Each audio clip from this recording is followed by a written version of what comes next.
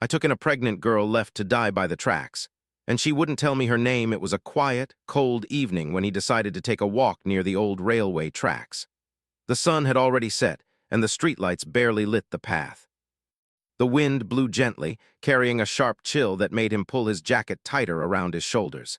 He had just finished a long day at his small repair shop, and walking was his way of clearing his mind. The town had been unusually quiet lately. Shops were closing earlier and people were staying indoors. But something about that evening felt heavier than usual, as if the air itself carried a warning. As he walked along the narrow path near the tracks, his eyes caught a dark shape lying on the ground. At first he thought it might be a pile of old clothes, maybe someone had dumped them there. But the shape moved slightly. His heart skipped a beat. He quickened his pace, unsure what he would find. When he got closer, the shape shifted again. It was a young girl. She was lying on the cold ground, her clothes dirty and torn. Her face was pale, and her lips trembled as if she were shivering not just from the cold, but from fear. She was clearly pregnant. Her stomach was small but noticeable, and she hugged it protectively as if it were the only thing keeping her safe. He knelt beside her, unsure what to say. His voice trembled as he called out, "Hey, are you okay? Can you hear me?" The girl slowly opened her eyes, but instead of speaking, she just stared at him blankly. Her eyes were wide and frightened, as though she expected something terrible to happen at any moment. He tried again, asking her name, trying to get any response. She didn't answer. Her lips moved slightly, but no sound came out. It was as if fear had stolen her voice. A distant sound made him freeze. The faint whistle of a train echoed through the night. He turned his head to see the lights of the approaching train glimmering down the tracks. His heart raced. There was no time to think. He had to act fast. Without thinking twice, he scooped her into his arms. She was lighter than she looked, but he could feel the tension in her body. She was stiff and frightened, clinging to herself as if letting go would be dangerous. He carried her as quickly as he could, moving her far enough from the tracks so she would be safe when the train roared past. The wind from the speeding train whipped past them, making his jacket flap wildly. The sound was deafening, but they were safe, just barely. He gently set her down on the soft grass a few meters away from the railway line. She curled up slightly, hugging her stomach even tighter. He could see tears streaking her dirt-covered face. He asked her again, softly this time, "What's your name? Are you hurt anywhere?" She looked away, her eyes filled with fear, but she didn't answer. Her silence felt heavy, as if it carried a story he was not ready to hear. He didn't want to push her too much. He understood in that moment that she had been through something terrible. He looked at her carefully, noticing small details he hadn't seen before. There were bruises on her arms and a faint cut on her forehead. Her shoes were broken, and her socks were wet from the cold ground. Every detail told a story of neglect and pain.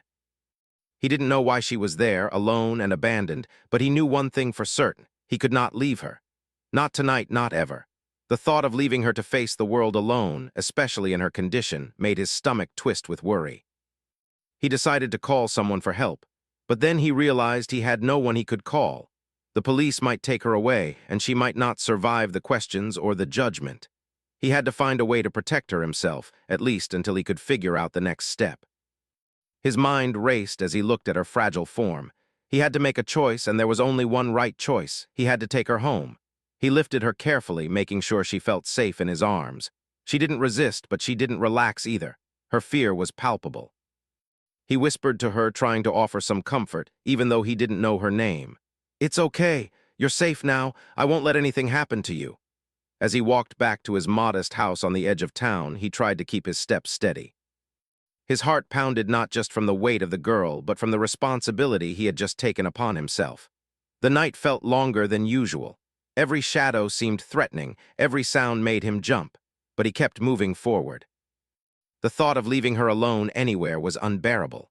He remembered stories he had heard growing up about children and women abandoned by the people who were supposed to protect them. He refused to let her become one of those stories. When he reached his house, he gently laid her on the couch. She curled up under a thin blanket, shivering. He went to the kitchen and prepared some warm tea, hoping it would help her feel slightly better. He returned with the cup, holding it carefully so it wouldn't spill. He offered it to her, and she took it with trembling hands. The warmth of the tea seemed to reach her, and for a brief moment she relaxed slightly. He watched her, hoping she would finally speak. He asked again softly, "Can you tell me your name? I won't tell anyone." "I just want to know." She looked at him, her eyes full of fear and sorrow, and shook her head. Her refusal did not discourage him. He understood that her silence was not just fear, it was a protection. She was protecting herself and perhaps something or someone else. He respected it. He sat beside her quietly, letting her sip the tea while he tried to think of a way to help her feel safe. He wanted her to know she was not alone. He wanted her to understand that for the first time in a long time she could trust someone. But he also understood trust could not be rushed. It had to be earned step by step, in silence and in safety. Hours passed. The night grew deeper and the wind outside grew colder. He placed extra blankets around her, hoping she would get some rest.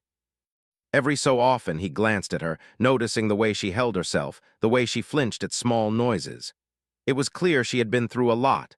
Her fear was not just from that night. It was from many nights of pain, neglect, and uncertainty. Yet despite everything, she was still alive. And now he had a chance to help her live not just in body, but in spirit as well. He stayed up most of the night, unable to sleep.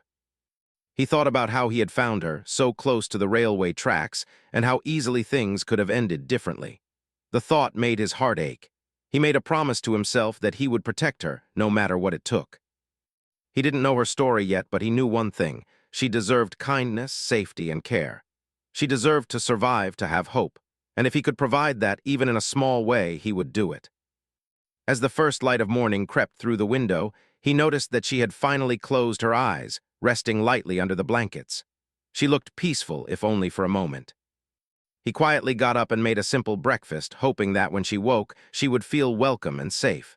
He knew it would take time for her to speak, to trust, and to reveal her story. But he was ready to wait as long as it took. He had learned that sometimes survival was not just about the body. It was about finding someone who would care enough to stay by your side, silently, without judgment. That morning, as she slept, he made a small plan. He would find a doctor, someone trustworthy, to check on her. He would ensure she was fed and warm, and he would continue to offer kindness even if it was only through small gestures, a cup of tea, a warm blanket, a gentle word. He knew that trust would take time and that her silence was part of the healing process, but he was patient. He knew the most important thing now was to show her she was not alone, that someone had seen her, saved her, and would not let her fall again. And though she had not spoken her name, though she had not told him her story, he felt a connection forming. It was not one of words, but of understanding, of shared humanity. In that quiet house, near the railway tracks where fear had almost claimed her life, a small spark of hope had begun to grow. He didn't know what the future held, but he knew that at least for tonight, and perhaps for many nights to come, she was safe. That thought was enough to keep him awake, watching over her, silently promising that no harm would come to her while he could prevent it. The morning after he found her by the tracks, the girl was still quiet. She barely moved from the couch, wrapped in the blankets he had placed around her. Her eyes opened occasionally, watching him as he moved around the house, preparing breakfast and tidying up. Every little movement she made was careful and slow, as if she feared breaking the fragile safety that had been offered to her the night before. He set a plate of warm toast and a cup of tea on the table in front of her. She stared at the food, her fingers hovering just above it, as if touching it too quickly might bring some disaster. "Eat," he said gently, trying not to startle her. "You need strength." She hesitated, then slowly picked up a piece of toast, taking small bites. Each movement was cautious, like she was learning how to survive in a world that had been cruel to her. He watched her eat quietly. The bruises on her arms and the faint cuts on her skin told him she had endured more than any person should. He wanted to ask about them, to know who had hurt her, but he hesitated. She had been silent since the night he found her. Her refusal to speak her name had been one thing, but talking about her past might break her further. Instead, he decided to show her kindness through actions, not questions. He prepared her clothes, clean and simple, and gently handed them to her. She took them with a nod, but still did not speak. When she changed, he left her alone, giving her the privacy she needed. When she returned, she looked more comfortable in the clean clothes, but her eyes still held fear. She would glance toward the door every time he moved, as if expecting someone to burst in and take her away. He noticed it, but he said nothing. He understood. Whatever she had been through, it had taught her to expect danger at every turn. For the next few days, he continued his routine of quiet care. He made meals, tidied the house, and offered her simple comforts. Sometimes he read aloud from old newspapers or books he had at home, hoping to fill the silence with gentle words. She would listen for a while, then drift back into silence, staring out the window or holding her stomach as if to protect herself from more than just the cold. He started calling her Ammon, a word that meant peace. He didn't expect her to respond, but he hoped the name might bring her some small comfort. She did not object, but she did not smile either. It was a quiet agreement between them. He would give her safety, and she would endure it in her own way. One afternoon, he suggested going to see a doctor. Her eyes widened in panic, and she grabbed his sleeve. "Please don't," she whispered, her voice trembling. She had not spoken more than a few words since he found her, and now those words carried a weight he could feel. He knelt beside her, careful not to frighten her further. "I just want to make sure you and your baby are safe," he said softly. "No one else will know." "I promise." She stared at him, her eyes wide and fearful, but she did not move. After a long moment, she nodded slightly, her first act of trust. They traveled to a small clinic in a nearby town where no one knew him. He brought her there in silence, careful to keep her covered from head to toe. At the clinic, the doctor asked routine questions: age, family, medical history. Each question seemed to make her shrink further into herself. She refused to answer, even when he tried to speak for her. It was clear she was protecting something, but he did not press her. He answered only what was necessary, explaining that she was a distant relative who had just arrived. The lies weighed on him, but they were small compared to the safety he had promised. After the clinic, as they walked back through the quiet streets, he noticed the way she kept glancing over her shoulder. Her fear had not diminished. If anything, it had grown. "Is someone looking for you?" he asked quietly. She flinched at the question and did not answer. She held her stomach tightly, rocking slightly on her feet. He realized that her fear was deeper than just that moment. She had been running from something, and it had followed her far beyond what he could see. Back at his house, he tried to make her feel more comfortable. He brought her a warm bath, soft towels, and the few things she had allowed him to give her. She accepted them without a word, but he noticed small signs of relief. The tension in her shoulders relaxed slightly, and she allowed herself a few more moments of rest. Yet her eyes continued to scan the room, alert, as if danger could appear from anywhere. It pained him to see her so afraid, but he understood. He had seen too much in his own life to judge her. She needed time, and he had to be patient. He began spending more time simply sitting near her, reading aloud or doing small tasks in the room so she could hear him without being pressured to speak. Sometimes, she would glance at him and return a small nod. Other times, she would simply stare at the wall. Each small gesture felt like progress. He realized that trust could not be forced, only earned, and he was willing to wait, no matter how long it took. One evening, as the sun dipped below the horizon and the sky turned pink and orange, he found her standing near the window. She was looking out at the road, her hands clenched at her sides. "Are you waiting for someone?" he asked softly. She flinched and shook her head, her lips pressed tightly together. He understood without needing more words. Her past had followed her here, and she feared it would find her even in the safety of his home. He decided that night to make a small plan to protect her further. He checked the locks on the doors and windows, moved heavy furniture near the entrances, and ensured that nothing in the house could be used against her. It was a small gesture, but it mattered. She noticed, of course, but she said nothing. Her silence had become part of their relationship. He no longer pressed her for words. He realized that the care he offered was more important than questions. The nights were the hardest. She would sometimes wake up, shivering or crying quietly. He would go to her side, wrap her in a blanket, and let her rest against his shoulder. She did not speak, but he could feel her slowly relaxing under his protection. There were moments when he caught her looking at him with gratitude, even if she could not yet say the words. Each small moment felt like a victory, a tiny step toward trust. Days turned into a week, and her strength slowly returned. She started eating more, moving more freely, and even helping with small tasks around the house. Her eyes still held fear, but there were glimpses of hope. He realized that kindness and patience were slowly breaking through the walls she had built around herself. He also understood that her silence was not permanent. When she was ready, she would speak. And when she did, the story she would tell would be something he would listen to carefully, without judgment. He began to think about the future. He knew her pregnancy would soon require more attention. He knew there were questions to answer, dangers to face, and people who might come looking for her. But he also knew that as long as he could provide safety and kindness, she had a chance to survive, to grow stronger, and to begin a new chapter in her life.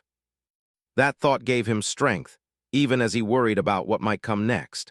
And every night, as she slept under the blankets he had prepared, he promised himself silently that he would continue to protect her. He would not ask for her name, he would not ask for her story until she was ready.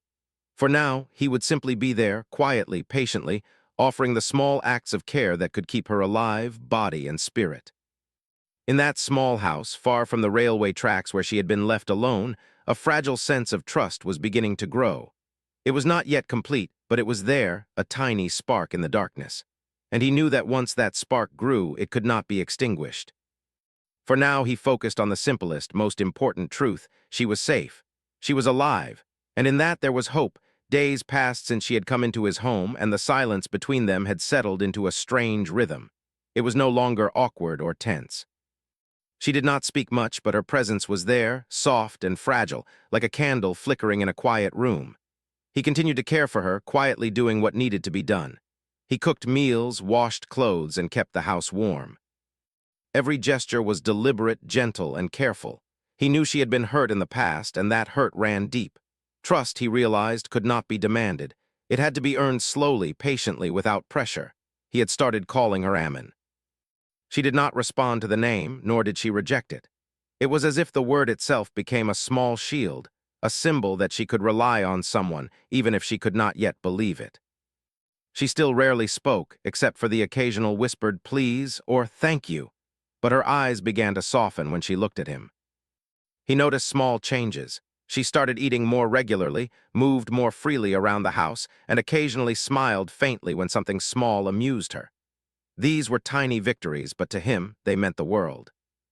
One evening, as the sun dipped behind the horizon and painted the sky in shades of orange and purple, he noticed her standing by the window. She was silent, staring at the road leading out of town. Her hands were clenched tightly at her sides, and she shifted from foot to foot, as though deciding whether to stay or run. He approached her quietly, not wanting to startle her. "Are you thinking about going somewhere?" he asked gently. She flinched at the sound of his voice but did not turn around. Instead, she whispered almost to herself, "I can't stay here. They will find me." He felt a chill run down his spine. He had suspected that her fear was deeper than just the immediate danger of being alone. Whatever had caused her to be abandoned by the tracks was still following her in some way. "You are safe here," he said softly. "No one can touch you, I promise. I will make sure of it." She did not respond, but did not move away either. For the first time, he felt that his words had reached her, even if just a little. As her pregnancy progressed, he realized that she needed medical attention more than ever. He suggested visiting the doctor again, a different one this time, closer to the town. The first time she had panicked, but now she was quieter. She still hesitated, still shook her head when he asked questions about her past or her family, but she followed him. He understood that her silence was not stubbornness, it was fear. She had learned through past experiences that speaking could bring danger. At the clinic, he once again answered the questions for her. She did not reveal her age, her family, or any details about her life. She remained covered, silent, and withdrawn. The doctor examined her carefully, asking her simple questions. She responded only when necessary, her voice barely audible. He realized that each word she spoke required courage. Each small answer was a step toward recovery, a tiny act of bravery. He admired her strength, even if she did not realize it herself. Back at home, she seemed quieter than usual. He noticed her hands were trembling, her body stiff, as though the day's ordeal had drained her strength. He made her a warm bath, added a few drops of lavender oil he had found in the cupboard, and encouraged her to rest. She accepted, dipping her hands into the warm water with care. She did not speak, but she relaxed slightly, letting the water wash away the tension that had built up in her small, fragile body. He stayed nearby, quietly reading a book, occasionally glancing to make sure she was okay. That night he couldn't sleep. He sat by the window, staring at the dark streets outside, thinking about how much she had suffered before she came into his life. He thought about the bruises he had seen, the cuts on her arms, and the fear in her eyes. He wondered how someone so young, carrying a child, could have endured such pain alone. He realized that survival was not just about escaping danger. It was about finding someone who would offer protection, even if only in small, quiet ways. Over the next week, he noticed her behavior slowly changing. She began eating more regularly, taking her meals without fear. She helped with small chores around the house, folding laundry or wiping the table. He would sometimes hear her humming softly while she worked, a sound so faint that it could almost be mistaken for the wind. Yet, to him, it was a sign of life returning. It was a sign that she was beginning to trust the world around her, even if only a little. One afternoon, he found her sitting quietly in the garden. She was staring at the ground, her hands folded in her lap. "You know," he said softly, "you don't have to talk if you're not ready, but you can trust me. I will not let anyone hurt you." She lifted her eyes and looked at him, a faint glimmer of something unspoken crossing her face. For a moment he thought he saw relief there, hidden behind layers of fear and caution. The next few days were quiet but tense in an unspoken way. He noticed her watching the door, flinching at every sound outside, as if expecting someone to come for her. He realized that her fear was not entirely in her mind. It was real. Whoever had abandoned her by the tracks was still out there, and she had reason to be afraid. He made small adjustments around the house, ensuring that doors and windows were secure, and that she always had a safe place to go. She noticed, of course, but she did not speak about it. Her silence had become a language of its own, a way to communicate trust and fear without words.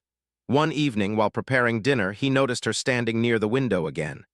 "They will find me," she whispered, her voice barely audible. He put down the knife he was using to chop vegetables and went to her side. "Not here," he said firmly but gently. "Not while I am here. You are safe, Ammon. You do not need to fear them." She looked at him, her eyes wide and searching.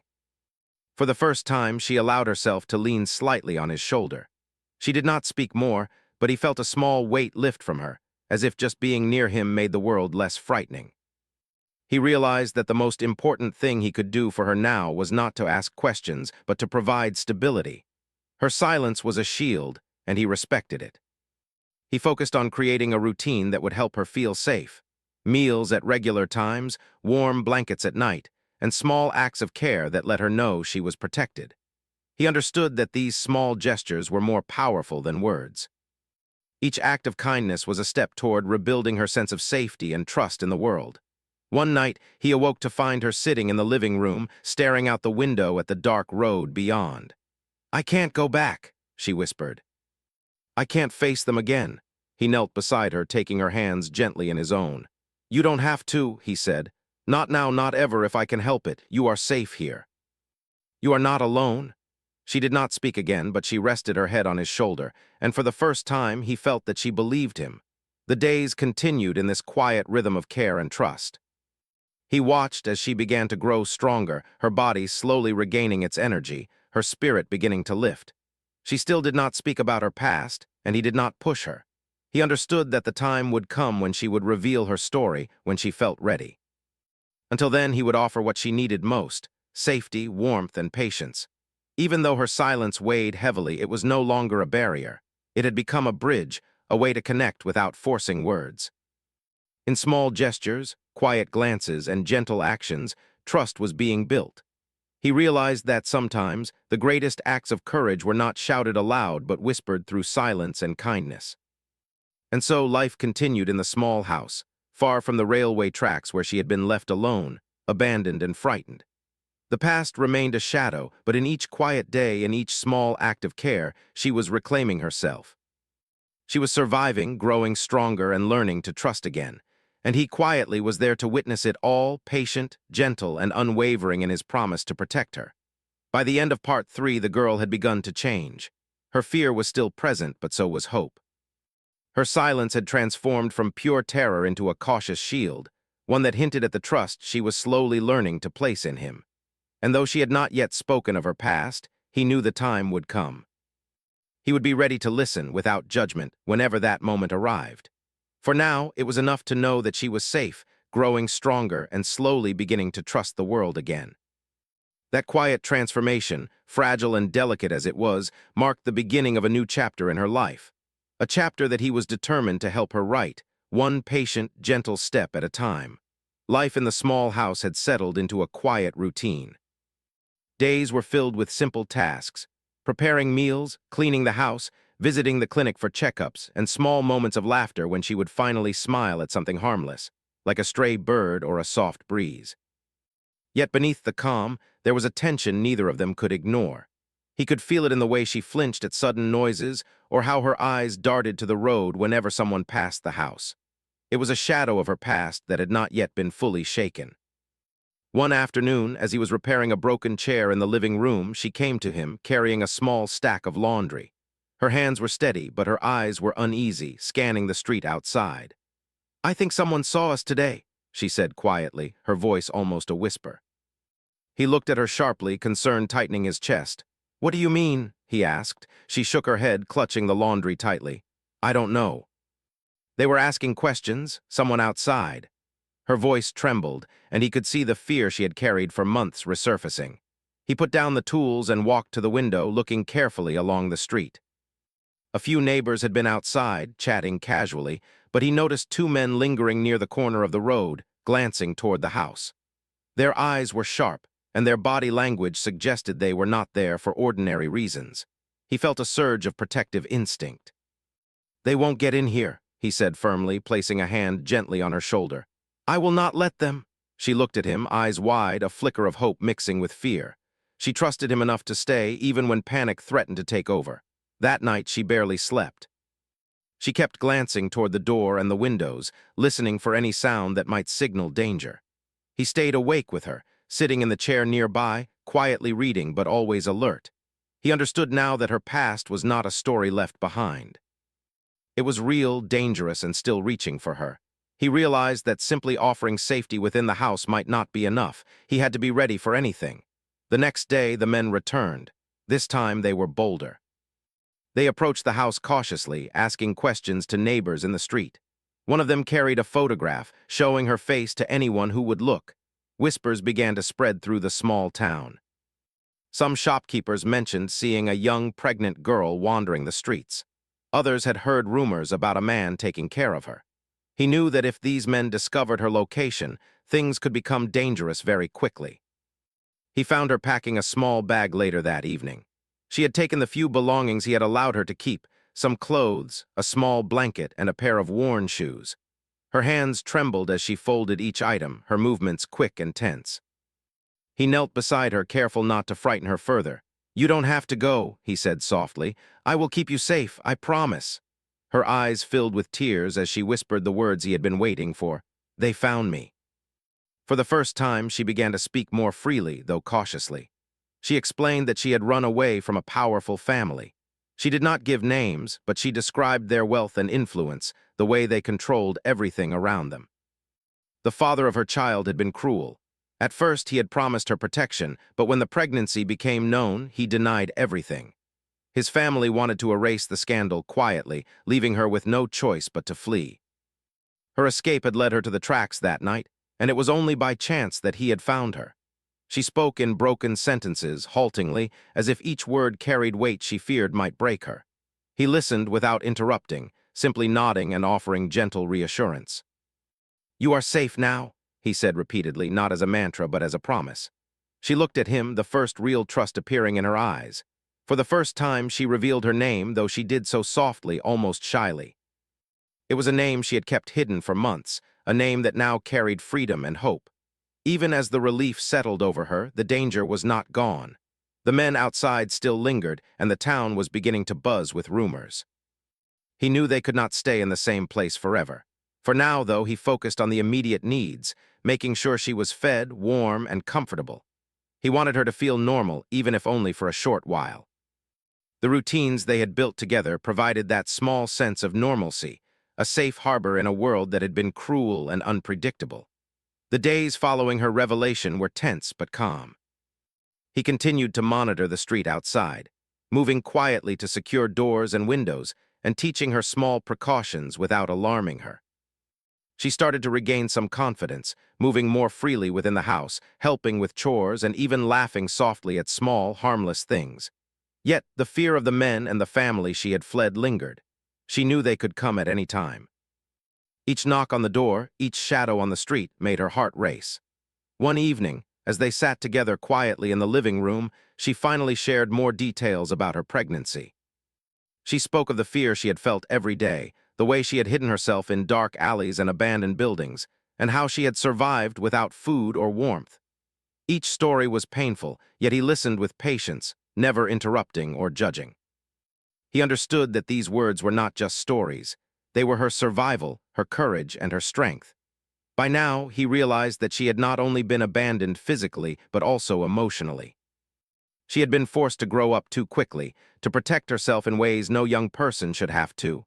Her silence, her hesitation, her fear, they were all shields she had built over time. And now, slowly, she was learning that she could let those shields down, at least with him. The small house became a sanctuary, a place where she could finally breathe without constant fear. He continued to offer care in simple, gentle ways: warm meals, clean clothes, quiet companionship, and soft words of reassurance. He never asked questions she was not ready to answer. He understood that patience was more important than curiosity. Trust had to be earned, and he was willing to wait for as long as it took. Weeks passed, and she began to show signs of real change. She moved more confidently, ate regularly, and allowed herself to rest without fear. She smiled more often, sometimes at small things: a bird in the garden, the warmth of sunlight on her skin, or a gentle word he spoke. Her trust in him was growing, slowly but surely. And yet the shadow of her past still lingered, reminding both of them that freedom was fragile and had to be protected carefully. He also noticed that she had begun to make small plans for the future. She asked questions about the town, about work she could do once she recovered, and about the baby she would soon bring into the world. Each question was a small act of courage, a sign that she was beginning to think beyond survival and toward life. He encouraged her gently, reassuring her that she could have more than just safety. She could have hope, a home, and a future. The men outside eventually returned, but they were cautious this time. They lingered on the streets, asking questions, but they did not approach the house. He understood that his presence alone had become a barrier. His quiet vigilance and unwavering protection had created a sense of security for her that the men could not easily breach. And though the danger was still real, for the first time, she felt that she had someone who would stand between her and the threat. Finally, the moment came when she realized that her past, while still present, did not have to control her future. She had a place to live, someone to trust, and the beginnings of a life she could call her own. Though she still spoke little, each word she did speak carried weight and meaning. Her first full sentences in months were hesitant, but they were filled with purpose and strength. And he, listening quietly, knew that this was only the beginning of her journey. The days grew warmer, and spring seemed to settle over the small town. Life inside the little house had changed slowly but surely. She was no longer the trembling girl who had been abandoned by the railway tracks. Her steps were steadier, her eyes brighter, and though she still carried fear, it was no longer the all-consuming shadow it had been. The quiet routines they had built, warm meals, simple chores, and shared moments of calm, had begun to give her a sense of stability, something she had not known in months. He had been by her side through every stage of her pregnancy, guiding her to the clinic for checkups, preparing food for her when she could barely lift her hands, and offering comfort on nights when fear crept back in. He had watched over her quietly, never pushing, never demanding her story, only showing that someone cared. The trust between them had grown slowly, quietly, like a fragile flower opening its petals. One morning, she awoke with a start, clutching her stomach in pain. The signs were clear: labor had begun. Panic flashed across her face, but he was calm. He helped her to the chair and then into a car, making sure she was comfortable as they drove to the nearby hospital where no one knew him. She held onto his hand tightly, her knuckles white, her eyes wide with fear and anticipation. He whispered quietly, "You are safe. You are not alone. We will get through this together." She nodded, tears streaming down her face, and for the first time she spoke without hesitation. "Thank you for everything." The hospital was quiet but professional. Nurses and doctors moved swiftly, guiding her through each step. He stayed beside her the entire time, holding her hand, offering quiet encouragement, and making sure she was never alone. Hours passed, and the pain came in waves, but she endured it with a strength he had not yet seen. Each contraction seemed to test her courage, and each time he reminded her softly, "You are stronger than you think. You can do this." Finally, after hours of struggle, she gave birth to a healthy baby girl. The room was filled with the soft cries of the newborn, and a wave of relief washed over them both. He watched as she held her child for the first time, tears of joy and exhaustion streaming down her face. "She's beautiful," he said softly. She looked up at him, smiling through her tears, and whispered, "We made it because of you." The next days in the hospital were quiet and filled with small, tender moments. She learned to care for the baby, and he offered guidance when she needed it. The bond between mother and child grew quickly, and for the first time, she allowed herself to imagine a future not dictated by fear or the past. She was beginning to feel safe in a way she had not known for years. After a few days, they returned to the small house. The town had begun to notice the changes, though few understood the full story. She moved carefully through the streets, carrying her daughter, aware of the lingering whispers, but the fear that had once controlled her steps had lessened. She knew now that she had someone who would protect her, someone she could trust implicitly. And though the men from her past still existed somewhere, the power they had over her had diminished. Life at home returned to a new kind of normal. She fed her baby, prepared small meals, and began to rebuild a life that had been interrupted for so long. He continued his quiet support, helping when needed, and giving her space when she required it. The routines they shared were comforting, a sign that life could be stable and peaceful even after months of fear and uncertainty. One afternoon, as she sat in the garden, the baby sleeping gently in her arms, she spoke for the first time about the life she hoped to build. "I want her to grow up safe," she said quietly. "I want her to know love, not fear, and I want to be able to protect her the way you protected me." He smiled gently, feeling a warmth in his chest that words could not describe. "You already are," he said, "and she will always have you, just as you now have safety and hope." The days turned into weeks, and the sense of security in the house grew. She began to venture into the town, carrying her baby proudly, and found small ways to work and contribute. People began to see her strength, her courage, and her resilience. The whispers slowly faded, replaced by respect and admiration for a young mother who had survived so much. The men from her past eventually stopped coming. Perhaps they realized that no threats could reach her while he stood by her side, or perhaps they understood that their influence had been broken. Either way, she no longer feared the outside world in the same way. She had a home, a child, and someone she could trust completely. One evening, as they sat together on the porch, watching the sun set over the quiet streets, she turned to him and said softly, "I never thought I would be able to feel safe again. But you gave me that. You gave me hope when I thought there was none."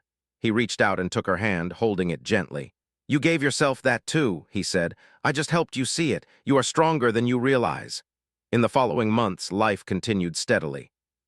She named her daughter, giving her a name filled with hope and promise.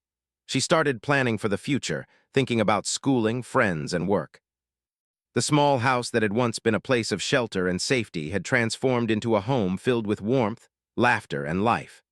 Every corner of the house held memories of fear overcome, of courage discovered, and of trust built slowly but surely.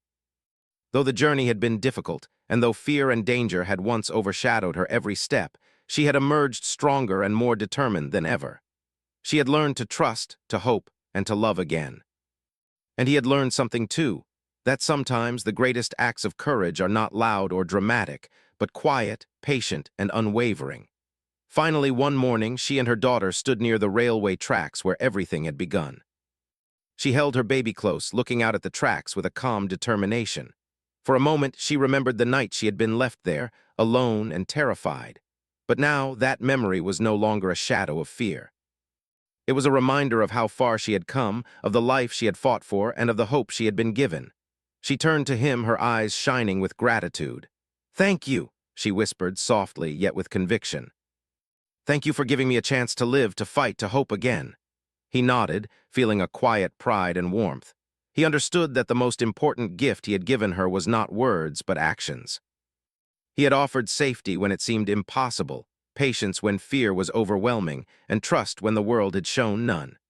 As they walked back toward the small house, she carried her daughter confidently, no longer trembling, no longer afraid.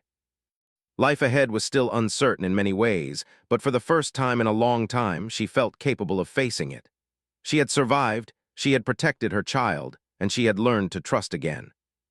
And in the quiet strength of that survival, there was a promise of a future filled with hope, love, and courage. In that small town, far from the railway tracks where her story had almost ended, she had reclaimed her life. She had given birth to hope, both literally and figuratively. The man who had found her and protected her watched silently, proud of the courage she had discovered within herself.